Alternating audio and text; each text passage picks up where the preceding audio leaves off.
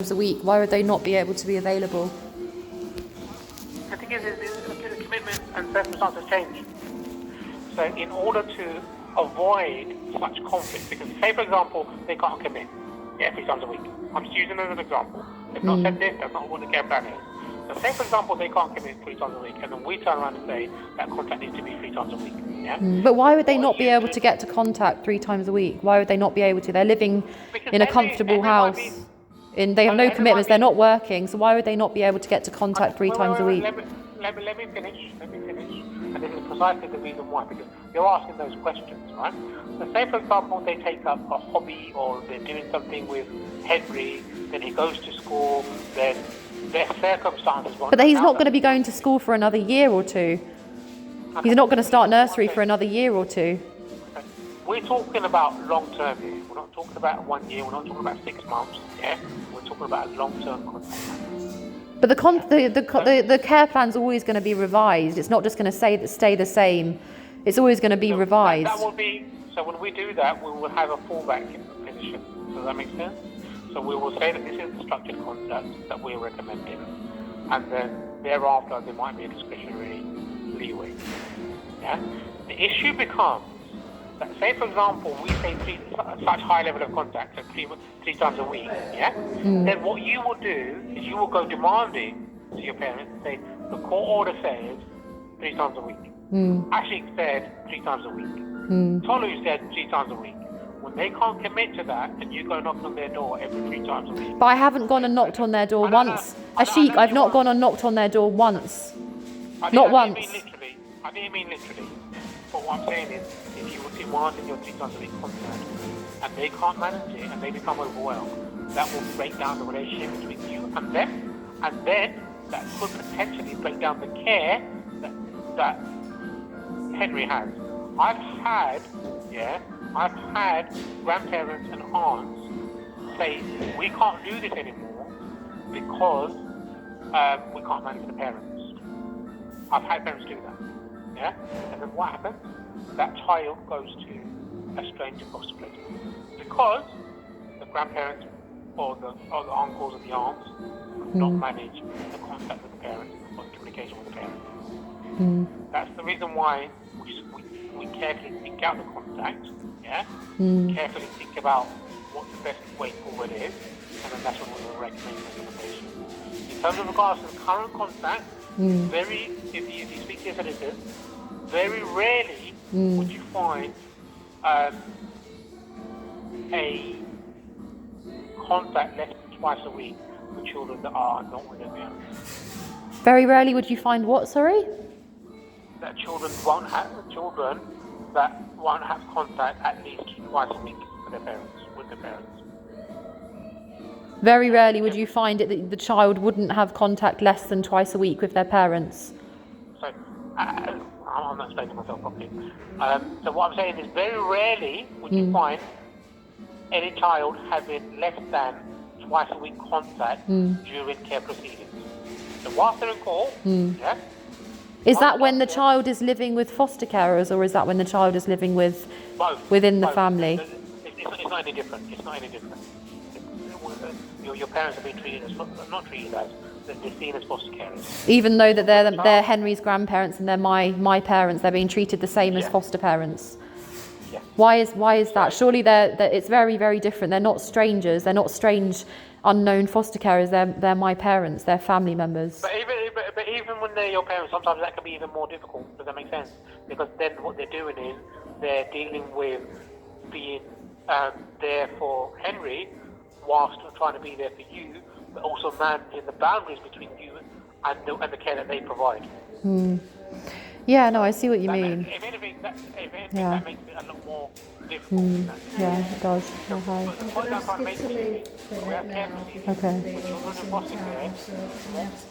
Sorry, I can't end the call. I have to finish this call. Sorry. Are you in a meeting or something? Sorry. Are you in a meeting? No, I'm just with somebody, but I'll just go out. That's fine. It's okay. Just hold on 1 second. Yeah.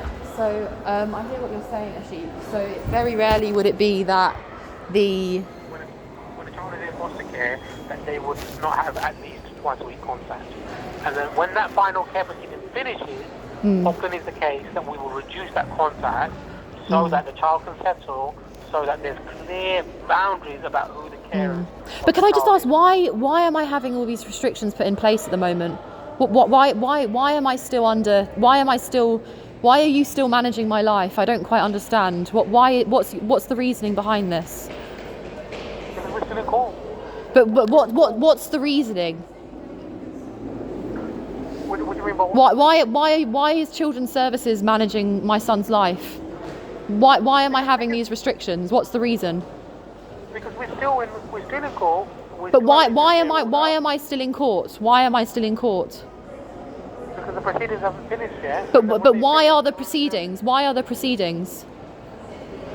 Because with regards to Henry not being safe in your care. But why is he not safe in my care? So, because circumstances around your mental health, some circumstances around yourself, around your But my parents. mental health, that was over a year ago now. I don't have any mental health diagnosis right now. My psychiatrist has literally said to me that there is no evidence of any mental health problem. There's no evidence of psychosis. I have it in a letter, I have it in writing. So why am I still in court proceedings? Okay, the thing is if that's what they're saying now, we need to kind of see those things. But the thing is the instability that Henry faces and the parenting that we had assessed, we're not satisfied that long term that's good enough for Henry. But you haven't had it assessed though. When did I have the assessment? When has my parenting been assessed? It's been assessed by Sandra. But that was a positive outcome. That assessment was entirely positive. It said that I'm a great parent. It was a positive assessment. It wasn't a negative assessment. It was a positive assessment. It wasn't an entirely positive assessment. Okay, what that did was that assessment was sufficient for us to go into a residential assessment. Does that make sense? But it was a positive assessment. It said that I should have long-term care of Henry. That's what the assessment said. It wasn't entirely positive. What it gave us was it gave us enough room to go and have you assessed in a residential assessment. And the thing is the question that you're asking about with regards to why are we still in proceedings and why hasn't this been resolved or why hasn't this been addressed, I think that we could have probably addressed it back in December. Was it December? But things aren't moving forward. My mental health is way better than it was last year. So why is it that there's still all of these issues with contact? I don't understand why things aren't progressing forward. I'm not in hospital, I'm out in the community, I'm functioning very well. I just don't understand why there's still so many restrictions around the contact. Well, the thing is, we won't be changing anything up until like the final hearing now, and we need to kind of manage that situation and see how things go. Well, it's not a final hearing, it's an interim hearing. It's a final interim hearing. So it may be that court proceedings are extended further. It may not be a final hearing.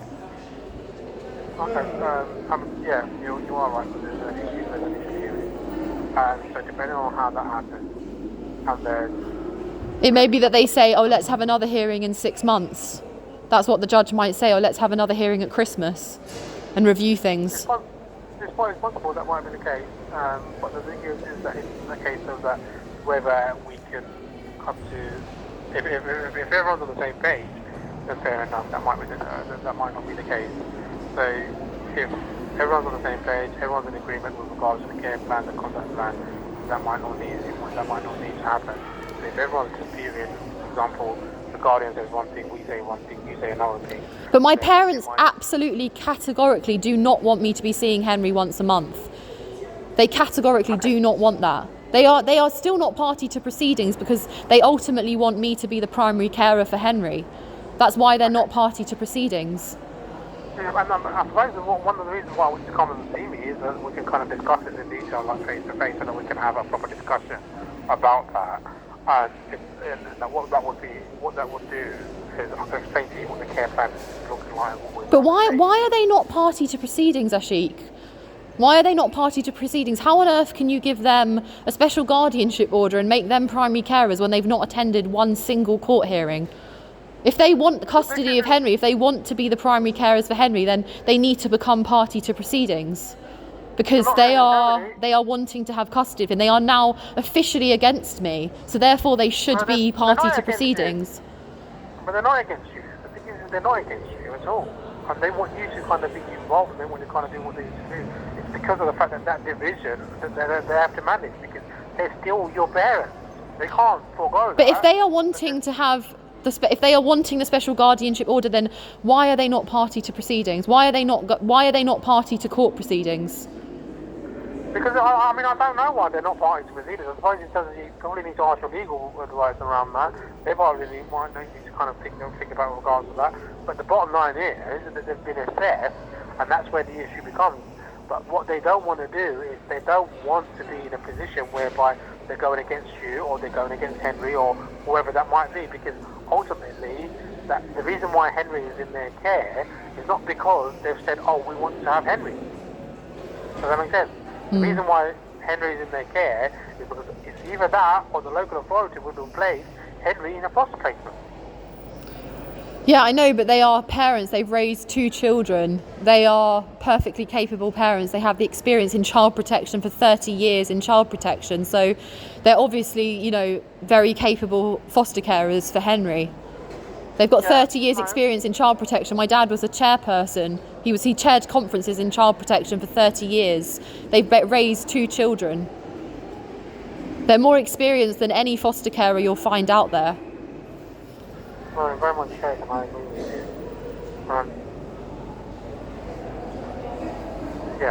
It's a very difficult and emotive situation that you're kind of in. But I do think that you need to think long and hard as to whether the care proceedings should carry on, and whether you want to kind of bring this to an end. Whether I want to what, sorry? Whether we want to kind of bring this to an end or conclusion in the courts, and if we can get some agreement where if everyone agrees with the care plans and the contact, and kind of then it kind of shortens it, and then I'm not sure if I don't think that's a very good idea necessarily, to shorten the proceedings. I don't think we have reached a solid conclusion for everybody where everyone's going to be satisfied with the result, including, and I also above all else do not think that we've reached a satisfactory conclusion for my son, for Henry. He already doesn't have his father on the scene. And why is it that Henry's father's not being contacted and not being included in anything? Joshua, why is he not being included in anything? We have tried to include him. When? I mean, I don't know. That's something that Tolu's been doing or has done. Has she, Ashik? Have you given his father a call to see if he wants to see his son? I mean, if it was your son, if it was your daughter or your son, and you weren't able to see them, and you weren't being invited to any of the meetings, and you weren't being included in any of the proceedings, and you didn't have any contact with your son that you made, potentially your only son that you'll ever make in your whole life, would that not upset you? Would that not bother you? Would that not make you really angry that you weren't being given a chance to see your own son or have any involvement in his life?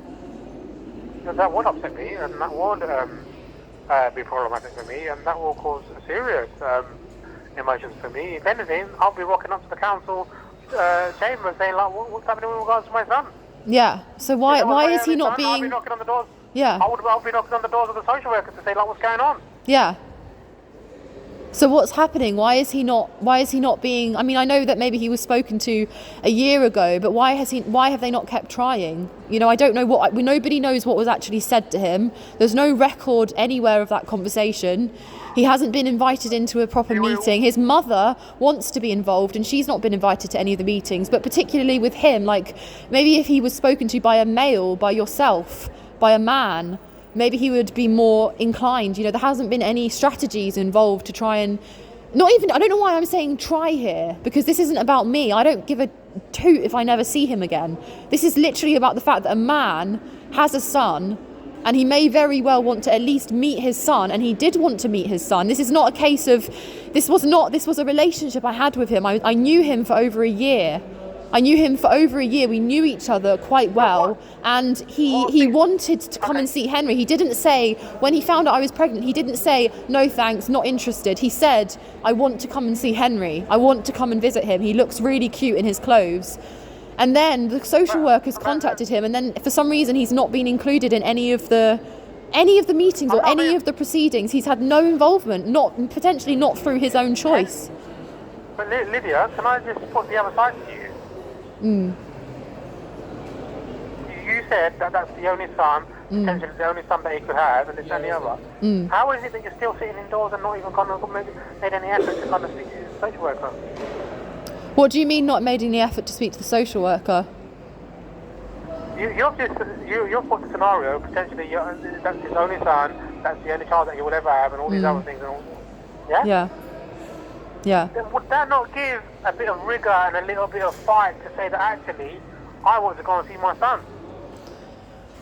Where's the proactive? Well, we don't know the circumstances, Ashik. He could have a mother who is literally preventing him from seeing Henry. He could have a mother who is literally saying, Josh, you're too young to have a baby. I don't want you seeing your baby.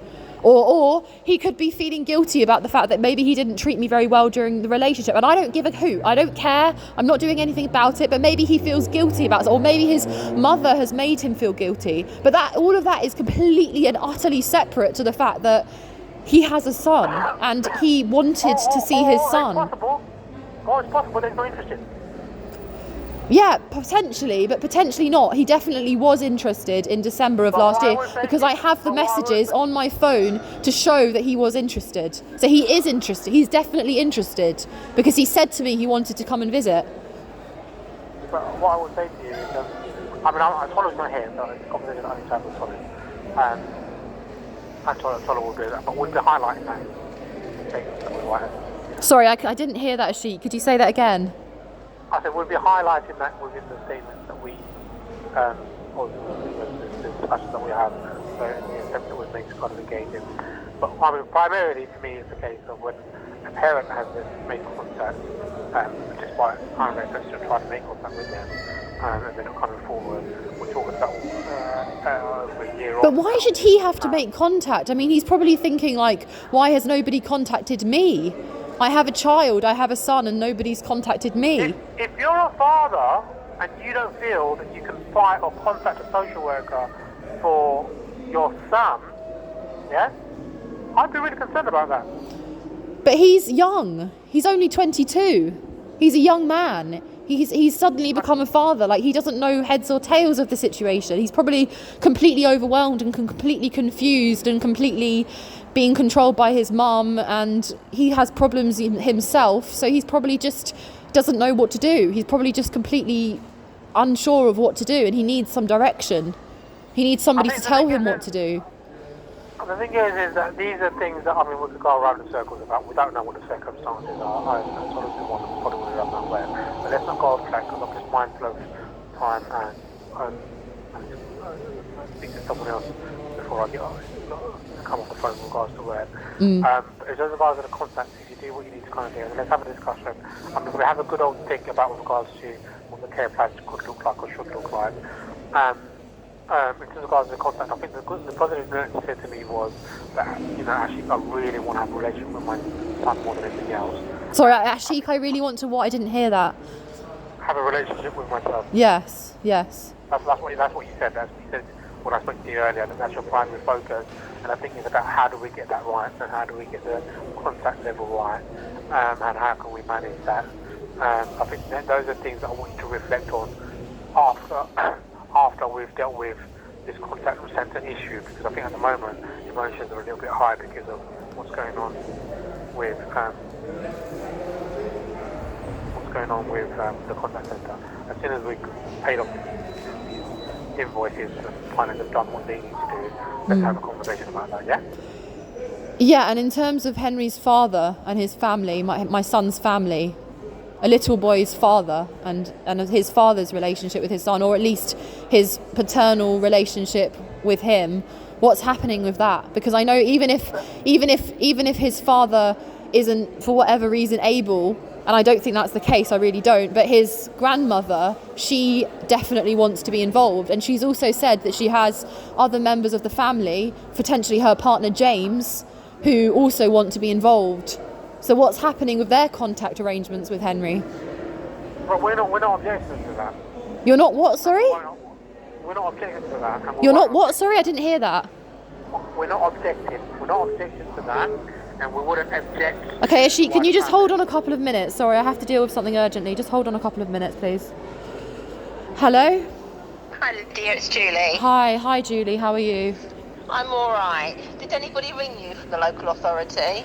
Ashik has said that we can see each other this week, and they're going to pay the contact centre by the end of the week. So I'm hoping that something will be arranged, but it's all very confusing because for some reason the contact centre haven't properly set up the payment system online, so they haven't received the payments, and then the finance team haven't paid the contact centre. So I don't really know what's going on or why this has all happened. It's very confusing. Try not to. I mean, I know you will worry about it, of course you Yeah. will, but you've escalated it now, and I have tried to escalate things from my end. Yeah. So I emailed the social worker, I've emailed Great. Akin, I've emailed the IRO, Great. I've emailed the solicitor Okay. for Henry. Thank you. So things will kick into gear. Okay, that's great. Well, So thank you for doing that, Julie. That's all right, my darling. When you say that you're going to have contact this week, is that with your mum and dad supervising, or is that with the contact centre? Oh, I don't know. I don't yet know. We're trying to finalise the plan. I'm actually in a call with Ashik now, Julie. He's just on All right, hold, my so darling. I think I'm going to have to. I'm going to have to finish the call with him. But I'd love to speak to you some my more darling. about things when you're All right, my available. darling. I'll speak to you soon. Okay, speak to you soon. Take Thank care. you. Bye-bye. Bye.